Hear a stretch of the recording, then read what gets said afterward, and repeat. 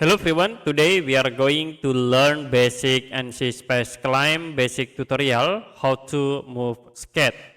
So you can go to plan view.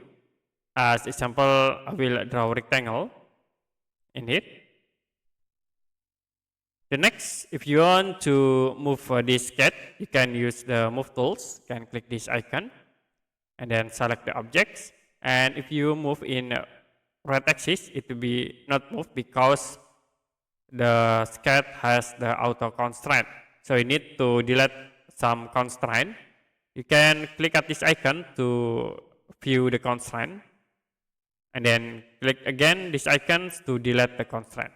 As example, I will select this constraint to delete. Okay, you can click again, and we delete the constraint like this. And the next, in this corner, can delete again the constraint.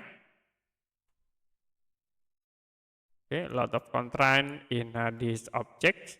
You can delete one by one this all constraint. Okay, the next in the top here.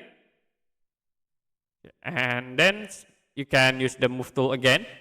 Select all sketch or entities. You can move in right axis, and you can move in green axis.